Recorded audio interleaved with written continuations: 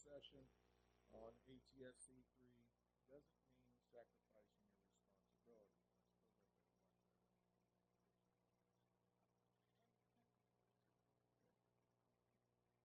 My name is Marvin Height, and member of the program committee for the broadcasting conference.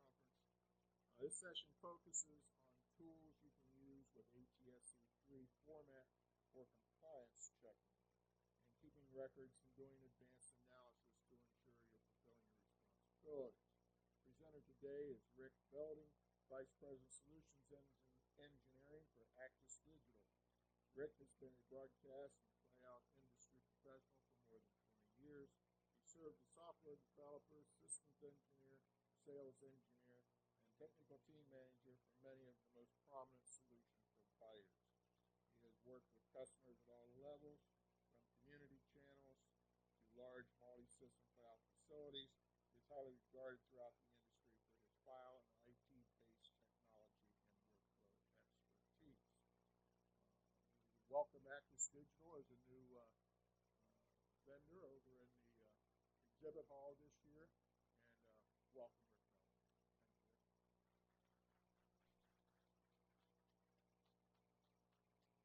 Thank you, Marvin. It's good to be here. I trust you all can hear me. I certainly think I'm wide enough you can see me. We are going to talk a little bit about ATSC 3.0, but we're not going to go too deep into it. So I know this is a scary topic for some people. Certainly was for me a couple of years ago, that's for sure. But let's get into it, and you'll see that it's really not so bad. So let's talk first about what compliance monitoring is, okay? As we all know, because we're broadcast engineers, or we know broadcast engineers, we manage engineers, or we deal with engineers, there's three types of compliance monitoring, okay? All very important. First is technical issues. So we're concerned about black on airs. Are we getting a loss of audio, loss of video, or missing metadata, things like that. Very important. But then there's also regulatory issues. This is brought to us by our government for things like the Calm Act, right? Make sure our volume doesn't go too low and then go too loud and too low again, right? Or else we get big heavy fines. Make sure that our captioning is present. Kind of a newer one, make sure that our EPG data is consistent and correct. So these regulatory issues can be as much of a pain to us as the technical ones. Not only do I have to keep sure audio is there, but now I have to make sure it's not too loud. All right? Great. Then there's content issues, a new world for many of us. I'm not going to go into that today, but if you'd like to hear an hour speech on it, come by my booth. I'll be happy to sit with you. I recently gave one on the booth. These are tougher because these are no longer about the technology, but they're about our content itself. Do we have any cultural problems with our content? Are we having inappropriate visuals, maybe nudity during early prime time or something? Or do we see graphics? Or is there profanity, bad symbology? All right? All of these types of things are about what's in our content. For many Latin American countries, they have regulations for things like if you show one candidate, so John here in the front row, he's our candidate for president. Right? And if we show his commercial 32 times on one station, then Blake's commercial must be shown exactly 32 times on that same station. Otherwise, that station can be considered to be showing preference for one candidate over the other. So the content monitoring becomes a separate problem from the rest. Luckily, for engineers, content monitoring usually becomes somebody else's problem. There's a whole department, whole agencies, whole other businesses related to that. But it is a type of monitoring that we got to keep an eye on. Right? Now, as engineers, we have to be responsible for not only maintaining the systems, but for also keeping them fully compliant, especially, right, if for no other reason, to avoid the fines. Okay? We all know that our management wants us to keep the channels on air, keep the visuals going, let everybody hear our stuff. But ultimately, what are we trying to do? We're trying to avoid those fines as we do it. And that's very important. All right? And we perfected our craft over the years. Everybody in this room, I know for a fact, has spent a lot of time becoming accustomed with all the different formats, getting everything ready, making the stations work with all kinds of things such as QAM, RF, SDI, ASI, composite, component, all these versions of TCP/IP that we hear. What's MPEG? What's Dash? What's HLS? Okay, RDP, SRT. We just hear them on and on and on. And we've spent many, many years figuring them all out, getting used to them. I remember when I was an early engineer on, one of my big challenges was figuring out the difference between QAM. Okay, what is this QAM? You mean I don't get this normally? Anyway, so we have had to overcome a lot, and as engineers, we've been very successful in doing this. But for many of us, our world was rocked in 2020 when they launched a major new version of ATSC standards for terrestrial television, ATSC 3.0, and I just felt the chill in the room. Okay? Now, this rocking was good. This rocking was bad. That's a subjective thing we're all going to figure out on our own. But nonetheless, it changed things for all of us. So now, all those things we knew about formats, well, that's going to change. We started hearing a lot of new terms and had to deal with a lot of new formats. So we're going to get things like, what are lighthouses? What's HDR? Next-gen TV? H.266, VVC, PLP, right? All these new terms, and perhaps the scariest term of them all. Can any of you guess what it is? Okay, it's not PLP. That's what scares a lot of us. The scariest term of them all is orthogonal frequency division multiplex. This is how we actually do the encoding for ATSC 3.0. Do any of us care? Well, only for the fact that it helps Sominex and ZQuil stay in business. Because now we don't have to stay up at night as much. We can take something that helps us get to sleep while we're trying to fight the battle of the new acronyms, the new technologies, the new formats. All right, well, I'm not really saying this to scare everybody. In fact, most of us in this room have nothing to worry about at all. We either know what we're doing, we don't have to do it yet, we're on a path to getting where we need to go. All right? And when we do advanced ATSC 3.0, we're going to have a lot of great advantages. Okay? These include incredible picture quality. If you've ever seen an ATSC 3.0 broadcast, it's amazing compared to even what we used to consider digital HD. All right? We get fantastic audio now with the Dolby. Okay? We can adopt new codecs and new formats quickly. Okay? We're not going to have to wait for some standards board to vote on things, 10 years to change the transmitters. All this can happen quickly with the ATSC 3.0 format. It's much more flexible, much more adoptable. We can also integrate with cellular networks. So there are places where maybe the terrestrial broadcast doesn't already reach, and the cellular can fill in the gaps. Or we can work with the cellular for bidirectional communications. We receive something over the air, answer back over the network, and it becomes interactive. Okay, we couldn't do that before with 1.0. 3.0 gives us that, which leads us then to things like interactive learning that I mentioned there. But it also, on that path, gives us huge data casting. Lots of volume of data now. ATSC 3.0 has much more data in it than we ever saw before. The data before is relatively simple, right? It was the audio, some configuration related to the audio, maybe the EPG information. But now there's incredible amounts of data that can come into an ATSC 3.0 signal. And that's all part of the same thing, ATSC 3.0. Okay? And one of my favorites, though I don't know how they're going to do it, is they've even said ATSC 3.0 can become a backup to the GPS system. Okay? Now that's incredible to me. This means that they're either somehow interacting with the satellite that knows where my position is, or they're figuring it out some other way, which kind of scares me a little bit. But I'll let them show me where that's going. But they have touted the possible backup to GPS as a foundation reason why ATSC 3.0 is so great. So there's many great advantages.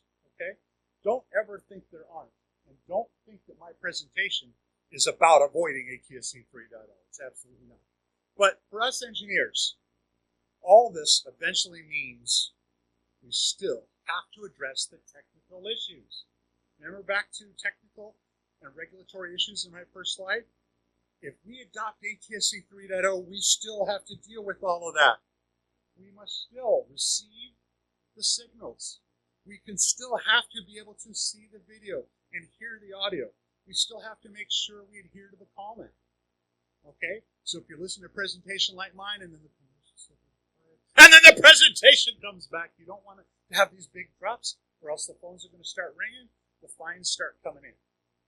So we have to adhere to that. The captioning regulations are important too. Captioning is a little different in ATSC 3.0, but for those who need or want captions, we must still ensure that they're there. Right? We must still deliver accurate EPG information. Right? And we must still provide proof of playout when required.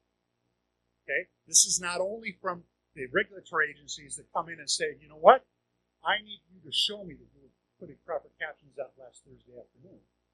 But this is going to be from Fred's car dealership down the street that says, I don't think you played my commercials yesterday.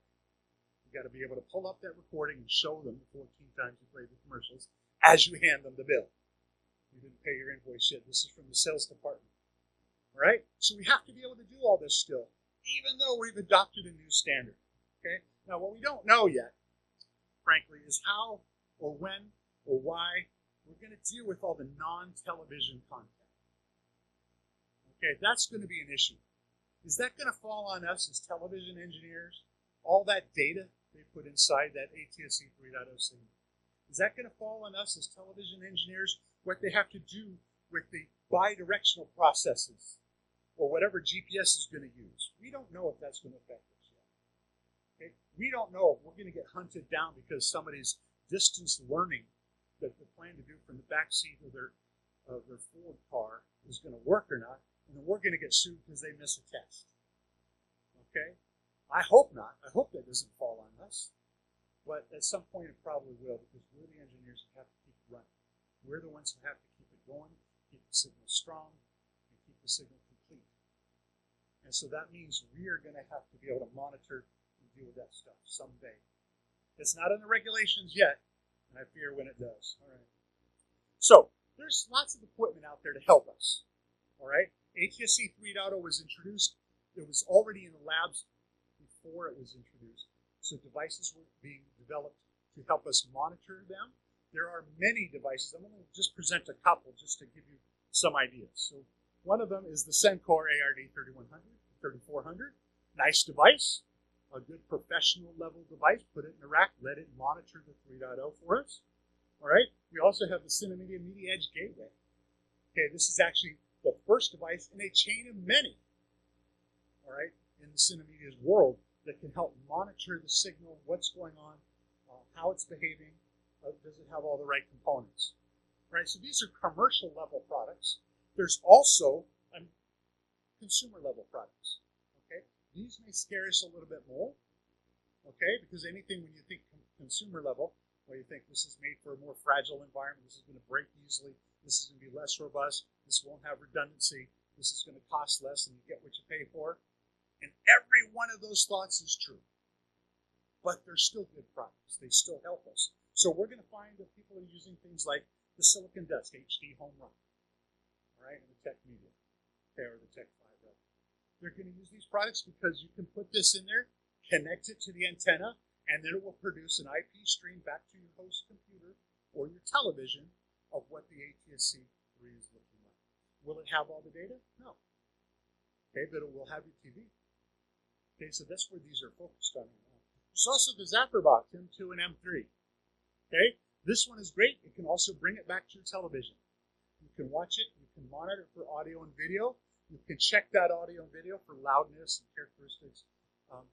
But it doesn't provide data. It doesn't produce an IP stream. Okay, they are making one. They are correcting that. They're updating their Zapper Box. My opinion is they're about a year too late already, but they're improving the Zapper Box to be able to produce an IP stream that has the full signal so that we can check where we're going with everything except audio and video. We have the ADTH has a box called the Next Gen TV box. Looks very similar. It's another nice box. It works well. Plug it into your television. It's ready to go. You can watch that ATSC 3.0 signal. All right? It also is on the path to developing IP stream with all the components, all the video, all the audio, but it's not there yet. All right? So can we use it in our professional environments? Well, we can think about it. For the Zapper Box and the ADTH, we can still connect them to our monitors. And if we can do that, then we can put it on our monitor wall. but can we do the full checks that we need to do to make sure, as engineers, that we keep the signal proper? Can we check that the captions are present? Can we check that the EPG is there? Will it give us enough frequency that we can check the loudness? All right, still to be determined. There's still one more. This is kind of my favorite, actually. Airways TV makes a little USB dongle-based device that you can slap right into your USB port on your laptop, start watching ATSC 3.0. Some companies are making servers that are very tricky. You can buy your 1R2 Super Micro server that they say is fully ATSC 3.0 compatible. Rip it open, you can find a bunch of these plugged into the internal USB ports. All right? Is that the right way to go? Well, the people at Airways TV certainly think so. All right? And my answer is, yeah, they do a great job. But now you are relying really on two sets of technology, the server plus that little device. And then every time that fails or you need to upgrade or something, you're going to have to open up the server and pull it out of the rack. That's going to be a nuisance. But that bottom one is probably the closest to what I would call good. And the answer is, the reason is because it does nothing more than convert. It takes what it receives off the antenna, gives it to you through the USB, doesn't do anything else with it. These other devices are great, but they're making video for you. They're converting the audio for you so that you can watch it on your Sony, your LG, or whatever television you've got. So I like that last one, probably the best out of all these. But again, these are consumer level products. For those of you taking pictures of my slides, you can just come up later and I'll give you the slide. All right? But there are others out there. Please don't think I'm showing you an exhaustive list. But I just want to point out that there are lots of devices now that are going to help us be able to watch these signals. But we still have to think about what are we doing for compliance monitoring. Okay, that's the key. What are we doing for compliance monitoring? All right. Well, to help you, some of these products actually offer full software packages to help you do diagnostics, to give you more than just audio and video. So one of those is from our friends at Airways TV again. They give us software that you can run that works with their USB device that can analyze the components down to the bit of that ATSC 3.0 stream. It's really incredible what they're able to do. And that little picture is not lying. Attach the antenna to the box, to the USB, put the USB in your laptop. A second later, you are getting full data on the spectrum. That's pretty cool. They're giving you a lot of information. You can help detect now technical issues. Not regulatory ones, but certainly technical. Am I missing something? Is it not working? All right? We also have some great products. I like the ones from Treveni Digital. They've got something called StreamScope that they've adapted very nicely to the ATSC 3.0 world. They're showing you the video, but then they're also showing you a lot of statistics and data about that video and about the components of the ATSC 3.0 stream. All of this is useful information. All of this gets us over the first hump, which is technical issues. Okay? Before we go to the problem. They're all very useful, but they do momentary quality and technical analysis. They don't care what happened yesterday afternoon. They're not going to help you with this morning's hiccup.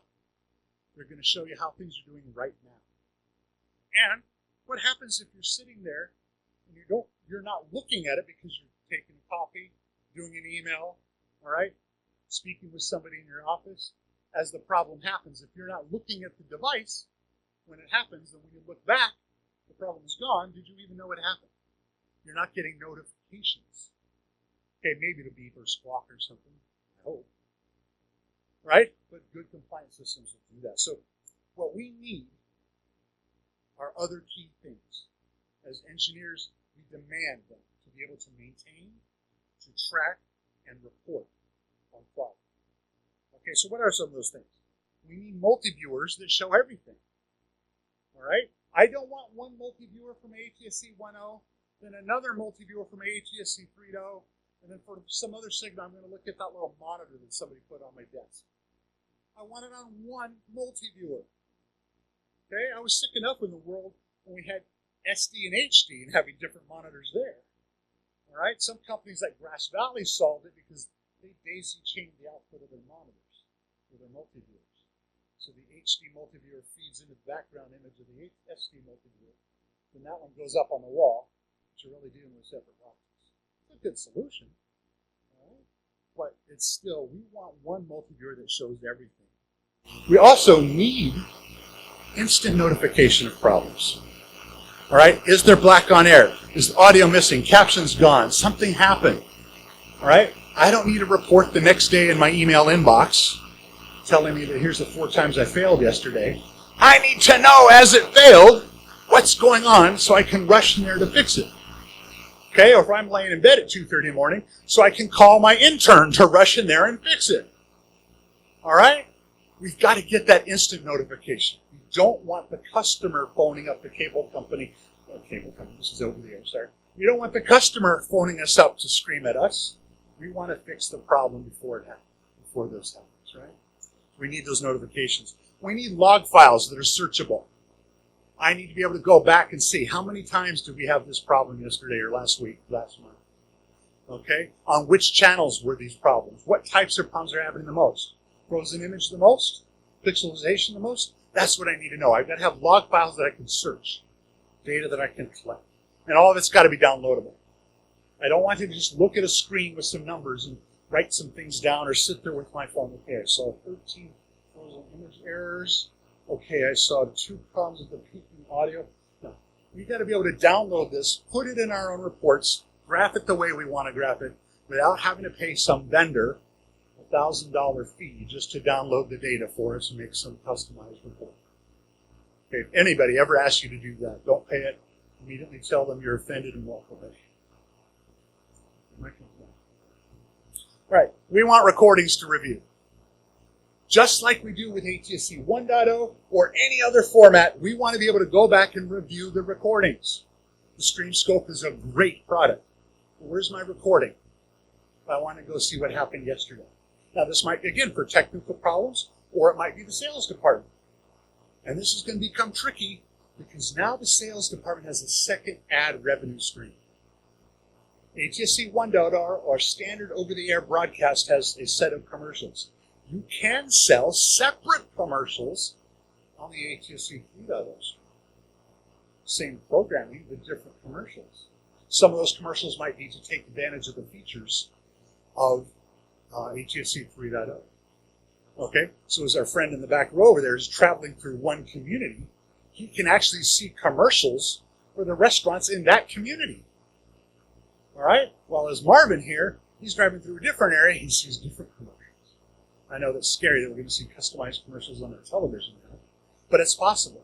So now the sales department needs to be able to verify those commercials played. They have to be able to review those recordings, and of course, we must have clips for verification. All right? As engineers, we need to demand that we can still do any of this if we're going to monitor 3.0. Okay, it's not just good enough to put it on the wall. So we need a solution like this, okay? So here happens to be an end-to-end solution, okay? So as you can see here, let's see if this works. Nope, okay. So as we can see here, on the lower left, these are all our inputs coming in, all right? And we've got a lot of different types of inputs. Over the top, dash, radio,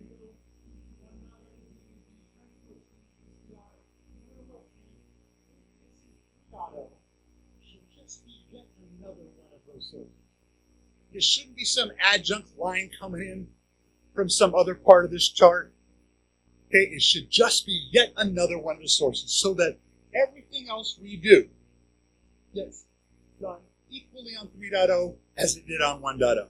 Whether that's making reports, whether that's putting it on the multi-viewer, whether that's extracting the metadata, whatever we do it on 3.0 just like we do on 1.0. That's what we should demand.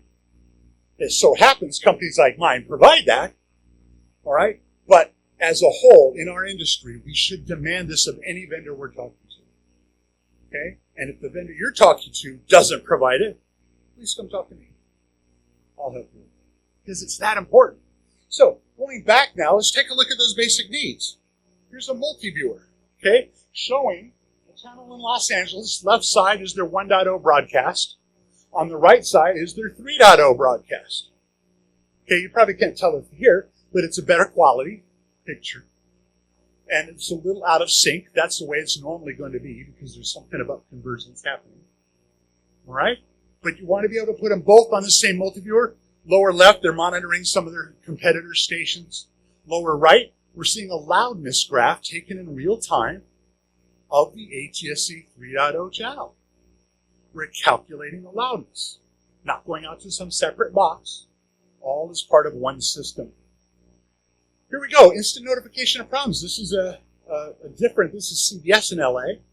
This is their ATSC 3.0 channel. And the Actus system here has picked up that their SCSI digital triggers are missing. Okay, it so happens that this station didn't care because nobody's receiving that to be doing local inserts yet. But they had left this setting on, and I took advantage of it for a screenshot. But we should be able to do that with the same tools for 3.0 that we did with 1.0. Again, you don't want to go to different tools. You don't want to look at different racks. You don't want to look at different monitors. It's got to be the same system. We want searchable logs. So here we're seeing a log file showing ATSC 1.0 issues, cable issues, IP issues, and ATSC 3. All in the same system, all searchable. Across the top, you can see I can put in a search term. I can search on any channel or any time period. But it's all integrated in one place, not two or more systems. Of course, all that data can be downloaded. Whether you want to make spreadsheets out of it or take the screen data, you want to be able to download everything, just like we discussed. All right? And we want to be able to review recordings. Again, here's an on-air period for a station in LA. This is channel 5. And on the left side, that's their 1.0, and on the right side is their 3.0. But these are recordings of the same period in time.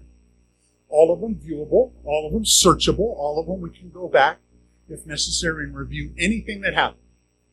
Okay, and because they're on the same system, I can see what happened at the same time on 1 and 3. Okay, because then I need to know, was the problem in the conversion itself? Okay, but if 1.0 is glitchy and 3.0 is also glitchy, well, that problem's probably in the source. Go blame my program servers or something like that. But you want to be able to do them both. Again, not two different systems. You want to be able to make clips.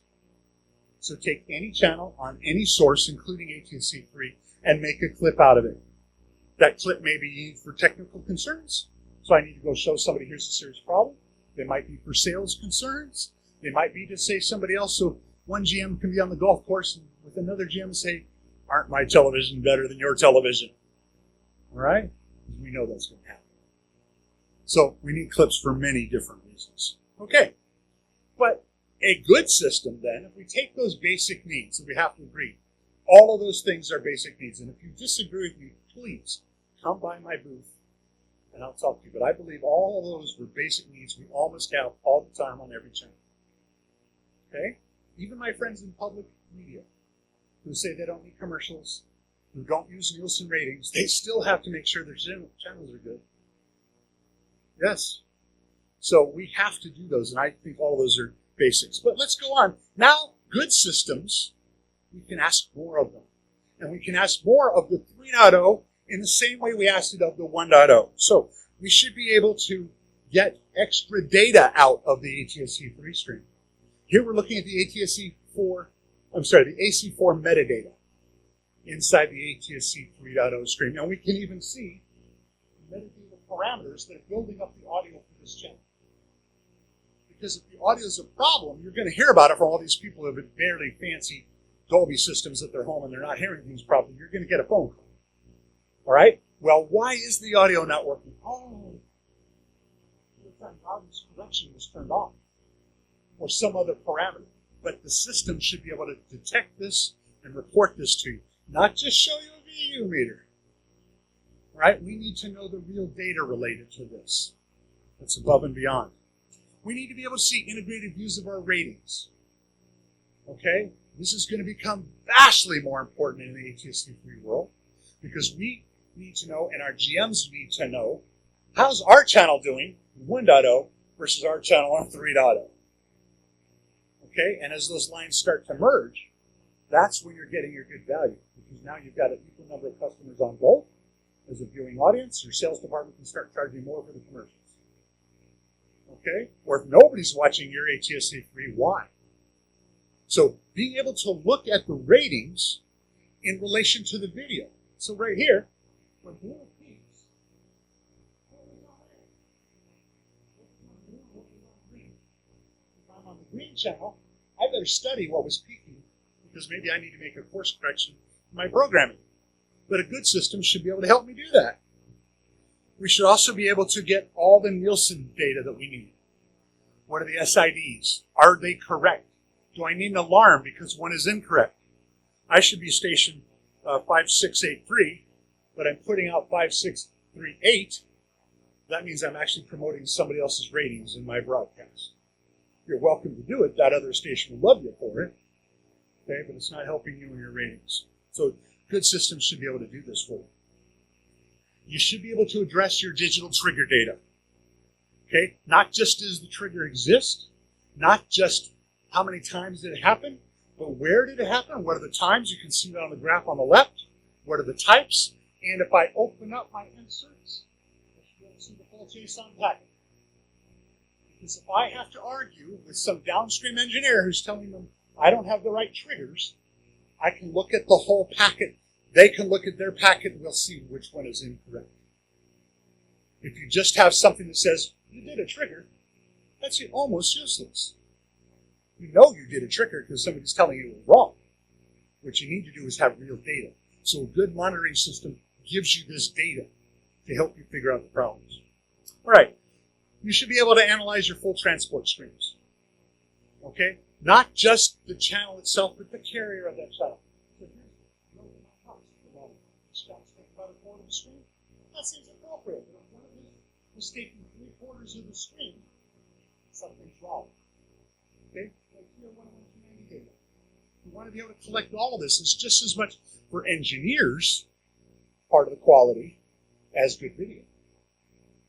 All right? We need this information. Now, to help our sales friends, because they're the ones keeping us employed, all right, we also should be able to search for content on all the channels, 3.0, 1.0, streaming, cable, all right? So if we played a commercial, how many times did our friends at the competitive stations also play that commercial?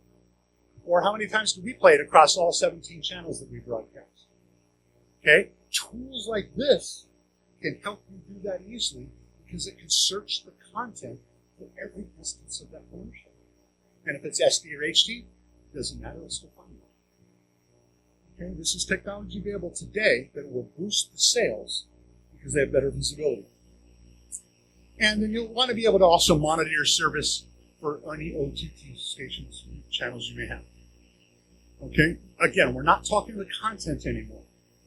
When we're doing this monitoring, I really don't care if there's good audio. I really don't care what they're watching. I really don't care if it's violating any audio standards, but I do care about my download rates. I do care about network latency. So statistics like this and monitoring like this can help you. If you look in the graph on the upper left there, you see some dots above the blue lines. Okay? Those dots are indicating when the segments of HLS programming are shorter than the time it took to download them. So if I have a 3-second segment, but it took me 9 seconds to download it, okay, what does that mean for our home viewer?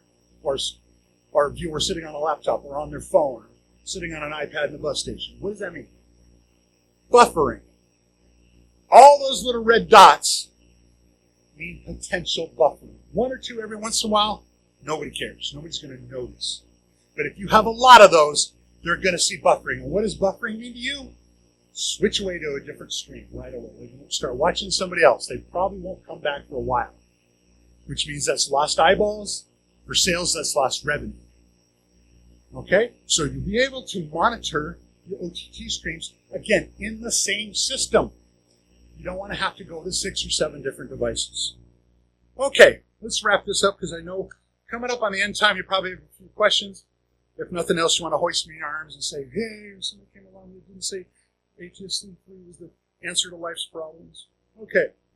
So again, We have three types of compliance monitoring we need to care about, right? Technical issues, regulatory issues, and content issues. We have to regard each of them separately. Okay, they take different types of measuring, different types of receiving, different things we care about, but they're all important. Adding on or switching to ATSC 3.0 should never mean sacrificing any of our technical monitoring duties or our responsibilities for quality and reporting. Okay, when we add on 3.0, we don't have to give up any of those things. Right? And the best solutions allow today's engineers to simply combine ATSC 3.0 along with their other sources. Of course, you can still put together a hybrid environment. You can have your ATSC 1.0 that you've had for decades. You can have ATSC 3.0 in this one rack leading to the one monitor on Steve's desk. Or you can put it all into one system. And that's what the best of us are going to be doing. All right? If you want to talk about any more of this, please, I encourage you to come see me in booth 412. It's across from the tables where we're eating, and I'll be happy to show you some more of this, discuss more of this. If you want to argue my premises, I dare you. All right? But I want to thank you so much for your time and your attention. I think you've been really great. John Palma has a question.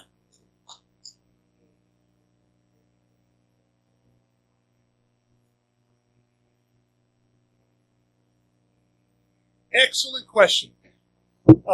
He asked, what's the reluctance for a lot of stations moving to ATSC 3.0 immediately? One is cost. I don't know, but it's immense because they need a new receiver. Yeah. They're going to need receivers, antennas, cabling. Yeah, sometimes it's a different transmitter if you're going to put it out.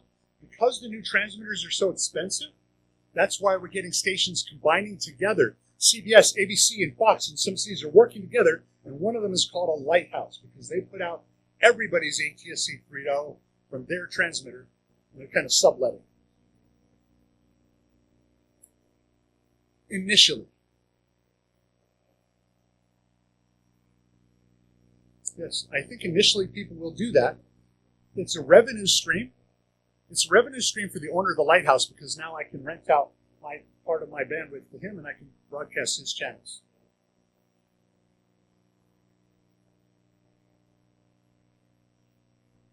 Initially. Yeah. Eventually people are going to want their own because they want their own control. The other thing that's holding us back, in my opinion, from going to ATSC 3.0 more fully is we don't have much regulatory demand for it. We don't have a lot of people coming along from the government and saying, you and your station must do this by this day. I think it's just too new. They're not ready for it. Some of these government agencies are still trying to figure out what the COM Act actually meant. All right? And then if we do know what it means, how do we enforce it? You can't ask those people who are used to pushing papers around to understand now we have a more heavy bandwidth signal like ATSC 3.0. Okay?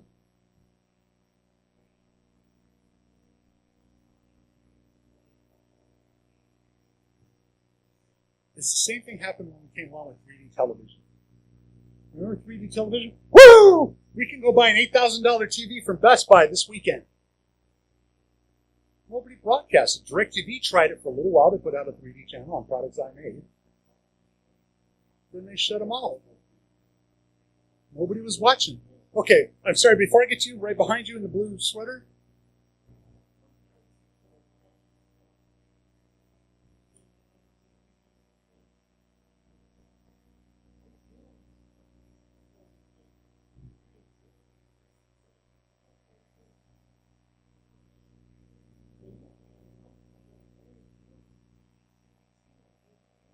Yeah.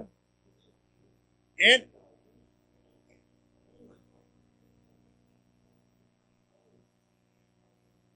one of the television manufacturers lost their license for their ATSC 3.0 tuner, so they stopped selling them. Yeah. Yeah, exactly. All right, my friend here in the way.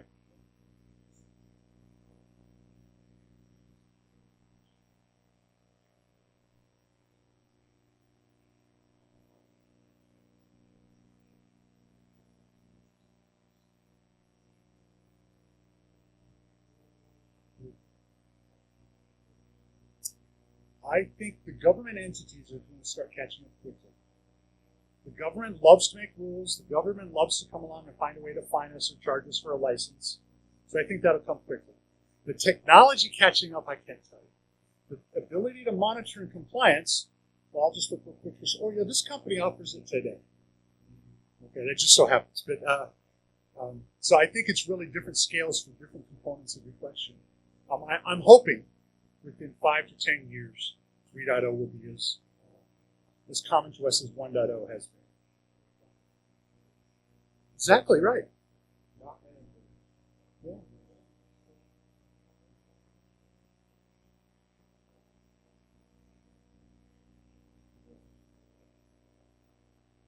And I'm looking for some quality standards, I really am. Both for the sake of the consumer and for the sake of companies like mine who help you maintain them.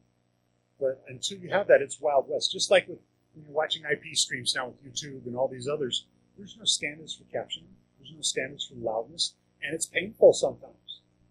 Right? We don't want that. They want ATSC 3.0 to be as good as 1.0 is finally done. John? Well, you don't always need to think but because, yeah, the antennas have to be able to receive the high-density bandwidth screen that is in your orthogonal digital multiplex. And if they're not capable of doing that, then you can have that separate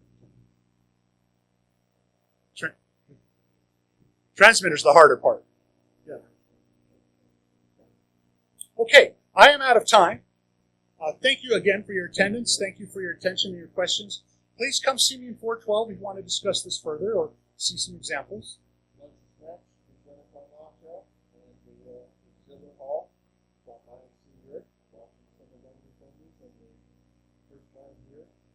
Lunch lines this year are all throughout the cinema, and they are all the same. Unlike some other meetings. They're all the same this year. So distribute your lunch accordingly. Lunch tables this year are also, as you saw in the registration area, as well as in the cinema hall itself. Thank you, everyone. And the next session goes to 3. Right. Thank you to our sound goddess over there.